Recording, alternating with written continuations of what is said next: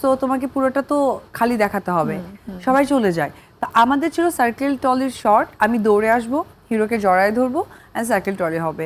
তুমি বিশ্বাস করবে পুরো কান্না করে দিছি, কেউ থাকবে না, আমি কি বলবো, কি কি অ্যাক্টিং করবো, কেমনি জড়ায় ধরে থাকবো। তো ওই সময় আমাকে অনেক বেশি হেল্প করেছিল আমার ডিরেক্টর FI মানিক। উনি পরে বলছে আরে বাবা এটা তো শুটিং, আচ্ছা ঠিক আছে। তখন আমি খেয়াল করেছি এত কিউট মানুষ, ভীষণ ভীষণ। তো ওই জায়গা থেকে যখন সবাই সাইকেল ট্রলি করছিলেন এবং সাইকেল ট্রলির সাথে আমি যখন কান্না করে দিয়েছি, তখন সাইকেল ট্রলির সাথে সবাই দৌড়াচ্ছিল আমাদের শটটার জন্য। যদিও শটটা অনেকবার নিতে হয়েছিল, কারণ অনেক সময় কেউ ইন হয়ে যাচ্ছে, কেউ আউট হয়ে যাচ্ছে, কেউ একটু বেশি গেছে, কেউ কমে গেছে। তো সব কিছু মিলিয়ে আমার অভিজ্ঞতা অমনই ছিল। কিন্তু তুমি বলছো কেমিস্ট্রি কথা, ওই কেমিস্ট্রিটা আমি আসলে জানি না, আমার সেটা জানার সুযোগটা হয়ে ওঠেনি।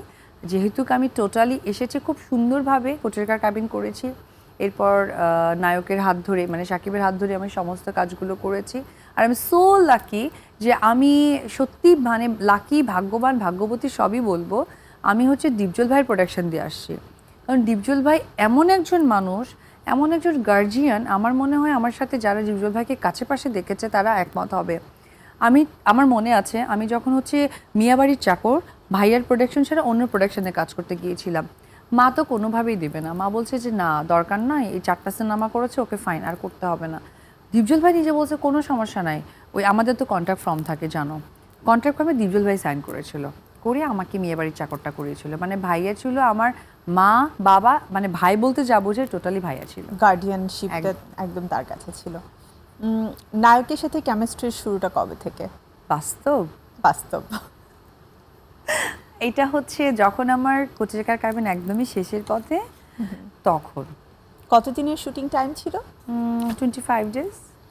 25 ডেজ, মানে এটা কি বলে যে ছোট্ট মেয়েদেরকে পটানো হচ্ছে সবচেয়ে সহজ, যেহেতু ক্লাস 10-এ পড়া একটা মেয়ে ছিল, মানে জীবনের প্রথম কাউকে এভাবে করে জড়িয়ে ধরে আই লাভ ইউ বলতে হচ্ছে, ইমোশন ক্রিয়েট করতে হচ্ছে, সো দ্যাট ওয়াজ লাইক আচ্ছা ধরো এখন তো তুমি অনেক বাস্তববাদী, আর তখন তো এতটা বাস্তবতা সম্পর্কে বুঝতে না, না তো তখন আসলে ভালোবাসাটাকে কেমন লাগতো, কি মনে মানে হতো? ভালোবাসাটা না মানে কি লাগতো বলতে পারবো না গুছিয়ে, মানে হ্যাঁ মানে সেই অনুভূতিটাই জানতে চাচ্ছি। মানে অগোছালো অনুভূতি বলতে পারবো, এটুকু বলতে পারবো। কোটি টাকার কাবিন করার পর যে পিতার আসন চাচু দাদিমা দেখছো না,